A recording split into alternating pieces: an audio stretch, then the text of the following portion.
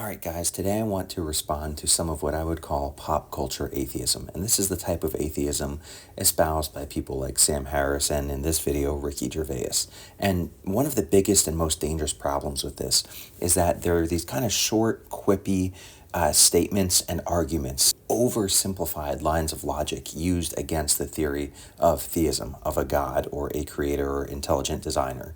And they tout themselves as these dunks against theism and as these absolute mic drop moments against the argument for God. But really, they're very biased, low-level thinking, and we're going to dive into exactly why that is right now. If you're born in India, you're probably a Hindu. If you're born in America, you're probably a Christian. If you're born in Pakistan, you're probably a Muslim. That's a coincidence, isn't it? That you're always born into the right God. Always. Isn't that lucky? I was born into the right God. All those others are going to hell. But I was born into the right religion. I'm going to heaven. Do you see this snarky confidence that he presents in his lines of thinking? And this can be very intimidating to some people. So point number one is that his very line of thinking can be applied to atheists. As atheist countries are on the rise, you can say, oh, isn't it convenient that these countries that are now becoming increasingly, and in some cases majority atheist, have and produce more atheists. So wow, amazing that these atheists happen to see past the quote-unquote delusion of God, and they just also so happen to have been born in a country of majority atheists. How amazing, how convenient. See, the direct implication here made by Ricky Gervais and those like him is that there's no real thought, there's no critical thought behind religion. There's no evidence-based thought, there's no reasons, it's just belief based on your culture or on what you hope and wish were true or what mommy and daddy told you. But as soon as you turn that argument back around on atheism and say, oh, okay, so atheists born into atheist majority countries or regions, they must also not be critical thinkers. They must also not have evidence for being atheists. All of a sudden, I guarantee you, Ricky would push back and say, well, wait a second. No, there actually is reason for atheism. And then he'd go into his supporting arguments, which is fine, but he doesn't want to recognize and disregards the supporting arguments for religion. That's a problem. The next problem for Ricky in this claim is that what he's saying is simply not true. See, cultures and regions and how they practice religion or which religion they practice morphs over time. For instance, the melting pot of the United States currently sees Christianity on the decline. It sees atheists increasing. China sees Christianity rising by leaps and bounds. And the European countries, many of them, see Islam rising by leaps and bounds. These are cultural shifts that happen by conscious choice, by thinking people, not just based on where they were born and what the culture they were born into was. And then you have the problem of things like cultural Christianity, where a more conservative, well-read, thinking Christian would look around the United States and cite studies that say that the majority of American quote-unquote Christians are actually not biblical believers. They're just cultural Christians, and there is a difference between that. So there's a lot of problem here with Ricky Gervais's general overarching statement, which isn't even based in truth. Lastly, on this point, whether or not a region and its culture influences you says absolutely nothing about whether or not that practice is, in fact, correct, supported by evidence, or moral and ethical. Let me give you an example. There are still regions today that practice tribal human sacrifice and cannibalism. So you could say, well, if you were born into one of those regions, you would probably practice tribal human sacrifice and cannibalism. Okay, fine. To the extent that that's true, does that say anything at all about whether or not human sacrifice and cannibalism is actually good, ethical, or any of those things? No, it doesn't. So if you're just going to say, well, because they were influenced by their region, that means that we can't draw concrete conclusions about the veracity of their claims, why they do what they do, and whether or not what they do is good, right, and just. That doesn't make sense. All right, let's dive into the next video clip of pop culture atheism. And this one is probably the most popular argument that I've seen, but it's a really weak one. Let's get into it. I'm an atheist. I don't believe in about 2,700 gods. Christians don't believe in 2,699. Yes. So they're nearly as atheistic as me. Yes. That's right. As a percentage, they're right up there. Yes. They're very nearly an atheist. So, you believe in one God, I assume? In three persons, but go ahead. Okay, so you believe... Okay.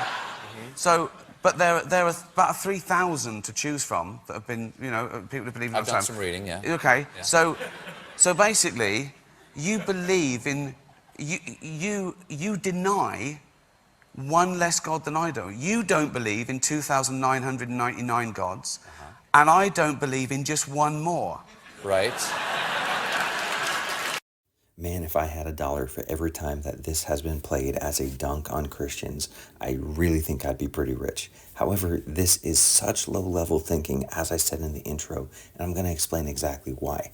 This argument is nothing but smoke and mirrors, and it's not how we think through reasons or evidence at all in any other cases, and it's not how Ricky Gervais does it in anything other than when he wants to try to style on Christians and religious people. Here's the simple answer, and I'm about to give you an illustration. Okay, the answer is this.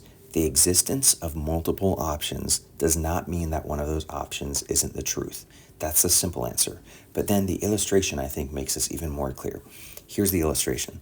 Let's say that you, as a normal person does, believe that math is real, it's a good way to investigate things, mathematical equations can help us gain knowledge, all that good stuff. We'll call you a math believer. And I am a math atheist. I say math isn't real. Math doesn't prove anything. We can't rely on math. I don't trust any mathematical equations. All that type of stuff. We'll call me the math atheist. Okay, then you come to me and you say, well, look, Luke, in order to prove that math is real, let me show you one piece of evidence. 2 + 2 = 4. And I say, well, wait a second. I say, you're almost as much of a math atheist as I am. Because, see, you believe that 2 + 2 = only 4. You don't believe it equals 17. You don't believe it equals 3,500,001. You don't believe it equals 2.7. You only believe that 2 + 2 = 4. And I'm a math atheist. I don't believe 2 + 2 can equal anything. I don't think you can prove that it equals anything. So you believe it only equals one thing out of an infinite number of possibilities and possible numerical solutions to your equation. I believe that it doesn't equal anything. So I'm a math atheist. I believe that it doesn't equal an infinite number of any options of solutions to your equation. You are almost a math atheist. You are infinity minus 1 because you believe there's only one conclusion to your equation and that it's 4. You don't believe in any of the others. So you're nearly as anti-math math atheist as I am. Okay, is that a dunk? Does that disprove that math is real because you only believe in the right answer, in the correct answer, and I don't believe in any? No, it's not a dunk at all. It's really bad reasoning. All right, 2 more clips to go. Let's get into the next one. Atheism is only rejecting the claim that there is a God. Atheism isn't a belief system. Atheism. So this is atheism in a nutshell. You say there's a God. I say, can you prove that? You say no. I say I don't believe you then. All right, 2 quick points here. Point number 1 is simply that atheism is absolutely a belief system, or more accurately stated, it is the foundation for a belief system on which other belief systems are built, like naturalism, humanism, relativism. They are reliant on the first step, which is atheism. There is also a strong element of belief in atheism when it comes to questions like origins. Where did time, space, matter, and energy come from? We do not have answers for this in our current scientific world, but there is a belief in atheism that those can and will be explained by things like science, logic, and human-developed theories. So yeah, it makes an atheist sound more highbrow and more separated from and above the conversation when they say, oh, no, see, you have a belief, I don't have a belief at all. But that's simply not true. There is a long list of beliefs that necessitate atheism and go hand in hand with atheism that are downstream of atheism, and people like Ricky Gervais simply try to dodge that. Second and final point here is that Ricky Gervais says to Colbert, who I don't even really think Colbert is a believer of any sort. I think he's just kind of a fall man. If you look into Colbert, he is basically a snake-bit radical leftist who strawmans a lot of arguments that he claims to believe believe so that his friends like Ricky Gervais can come on and destroy them and make him look silly. That's the role that Colbert plays. However, that's neither here nor there for this discussion. Ricky Gervais says that the atheist says, well, can you prove God to me? And then the religious person says no, and the atheist person says, well, I don't believe in a God then. This is called a straw man fallacy, when you are arguing against something, and in order to argue against that thing, you define it in the weakest possible terms, and often you misquote the actual proponents of that belief or theory. So in this case, the vast majority of religious thinkers would not respond to an atheist, well, no, I can't prove to you that there's a God. What they would actually be much more likely to say, and if you even YouTube videos on apologists for any religion, you will find a lot more of this, is here are our logical reasons, here are our historical reasons, here are our scientific reasons. Here are our list of anecdotes and personal accounts and personal observations, and the atheist might not accept those, might not be convinced by those, and might say, well, to me, those don't count as proof, often because atheists hold the proofs and claims of religion to a much higher standard than they hold any other historical claims or claims about reality or even science. Either way, though, this straw man that the religious proponent would say, oh, no, I don't have any. And then the clear-minded atheist would say, well, then, because you have none, I don't believe. That's not at all how the general conversation or topic or how the widespread global conversation goes. That's simply a lie. If you took every holy book there's ever been, every religious book, every bits of spirituality, and hid them or destroyed them, okay? They went away and never, right? And then you took every science book and destroyed that. In 1,000 years' time, those science books would be back exactly the same, because the tests would always turn out the same. Right. Those religious books would either never exist or they'd be totally different, because there's no test. All right, more faulty logic from the atheist here. So he says, if you were to destroy all religious writings and religious theological books, then in 1,000 years, either those books would look very different or they wouldn't exist at all. However, if you were to destroy all science evidence and documents and books, in 1,000 years, those books would be back exactly the same.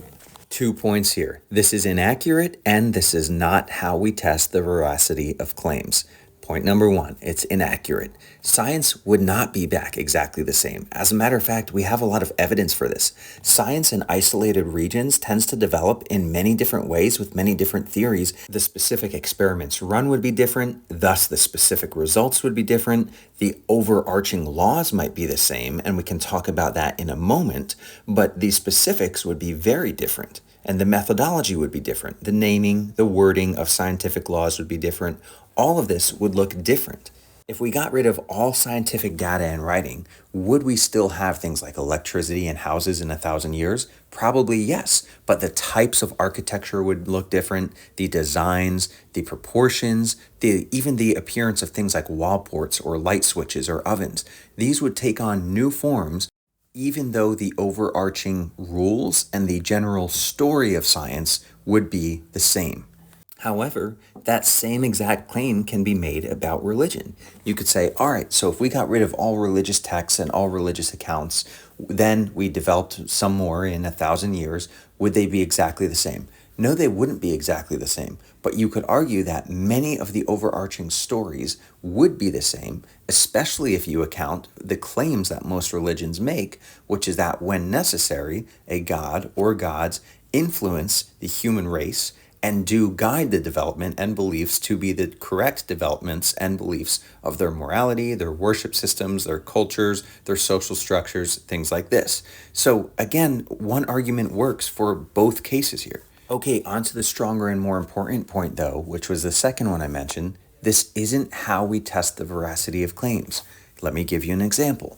If you took away all documents of George Washington, all written histories, all books, all actual artifacts about him, everything about George Washington, then in 1,000 years, the story of George Washington, just like the accounts of religions that Ricky bashes, would probably look very different. It might have some similarities, it might be generally the same, but it would look very different. But if that happened, we got rid of all records of George Washington, then in 1,000 years, his story looked quite different, had lost some details, had added some details, things like that.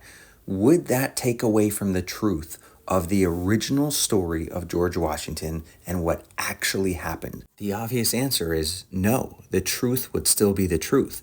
Just like if we got rid of all records of Jesus, all historical references, all archaeological evidence right now, then might his story or might the Bible look different in 1,000 years if it was rewritten or rediscovered or if there was a new experience with God? Yes, that might happen. But would that mean that the original story of Jesus was false? No, it would not. Luckily for Christians, though, that has never happened. There has never been a centralizing of all Christian documents when they were all either combined into one and the rest of the evidence was burned or anything like that. We have a lot of evidence going back in history. This hypothetical scenario does find a problem in reality in the case of something like Islam, where after the life of Muhammad, the Hadith tell us that Uthman collected all evidence, all manuscripts of the Quran, and he compiled the Quran and burned the rest of the evidence. So yes, he could have changed the story and no one would know. But maybe we could dive into that. That's a deeper video for another time. I hope that this video helped you push past pop culture atheism. Thanks, have a great day.